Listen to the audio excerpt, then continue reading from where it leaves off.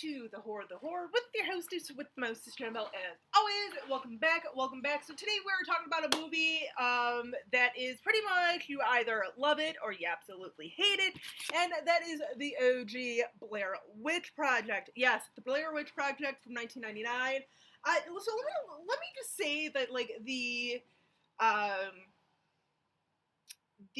marketing for this movie, because this was pretty much one of the, if not first, found footage type of movie. I want to say it kind of was the first one, but like I said, I know there's always like, it seems like there's always like one or so like before a very popular ones. I don't want to necessarily say this was the first one, but definitely the first well-known one.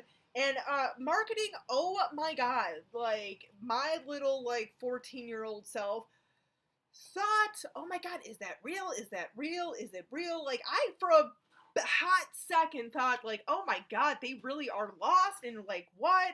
I mean, yeah, now that I'm more of an adult, it's kind of like, oh my god, seriously, like if they're gonna do that, if they've gone missing, they're really not, company's not gonna like release their footage and try and make a buck off of it. Just saying. Although today's society, they probably would.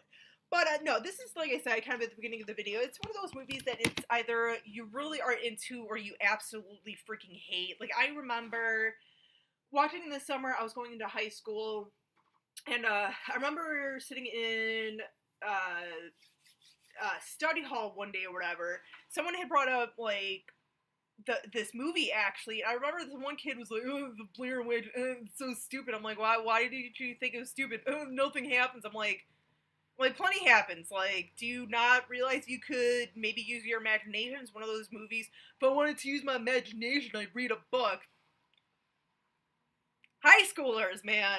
But no, this is one of those movies that, yeah, it's, you know what, you are either going to like it or hate it. I respect that, because, I mean, it is kind of a slow burn, and yeah, you have to kind of, like, let your mind take over a little bit, maybe, like, you know, let your mind be imaginative for a little bit. Yeah, you can do that with movies, dude. Sometimes you can do that. Sometimes the scariest things are the things that we create in our mind, and this is one of those movies that it's good for that, you know. I'm just saying, because we don't ever see the witch. We have no idea. So in our mind, when they're being chased by something, let me tell you, my little like teenage self, I was freaking. And that ending, I won't necessarily, I mean, I know everyone pretty much knows what happens at the end.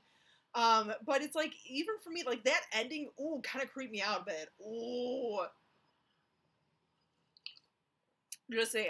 No, but I mean, it's just kind of a creepy one. I mean, in basic story, and I do really like the beginning of this, too, where they're kind of, like, doing their, like, little documentary thing of, like, interviewing people and stuff, especially that old lady, like, she was kind of creepy, like, if this was, like, I feel like if it was, like, totally redone today, like, completely redone, and I'm not saying, like, the, sort of, like, the sequel / reboot that we got a couple of years ago, but, like, completely redone, I feel like what they would do, like, now in a remake for this would be have that little old lady that they're interviewing actually be the witch or something, like, leave little clues and stuff and be like, oh my god, she was the witch the whole time. I mean, it might be interesting, but whatever. But no, this is, like I said, it's a slow burn. It's, you know, I enjoy it. I don't watch it all that often. I mean, it's not, like, one of my absolute favorites. But I'll pop it instantly, like, in a few weeks with Halloween coming up in October and everything. I'll sometimes put this in as part of my binge, you know, just to have, like, get into the mood a little bit, or maybe in, like, the last few days of September, just to start getting myself kind of ready for it. But yeah, I usually don't pop this one in too often, and it's not because, like, I hate it or anything. It's just one that I am okay with seeing, like, once in a great while. Just saying. Not a bad one.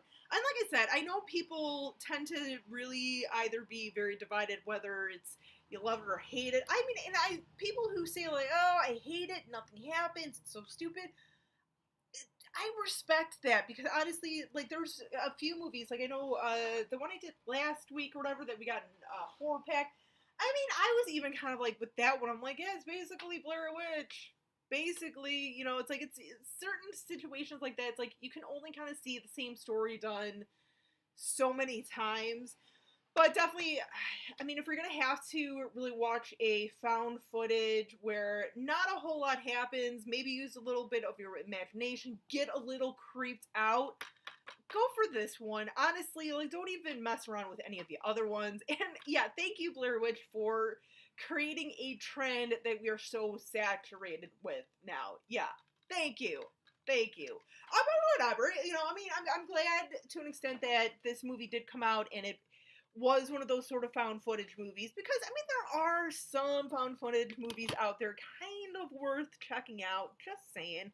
But let me know what you guys think of the Blair Witch, whether you guys hate it or not, or whether you like it or hate it. Like, let me know. Be respectful, though, you guys. Like, if you hate it and you know you see other people liking this, please don't be like a douche. You know, there's a way to be.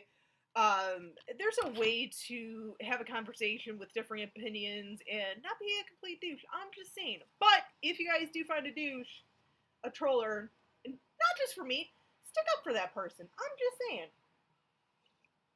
But anyway, you guys, thank you for watching. Until next time, as always, stay creepy, classy, and a little bit sassy.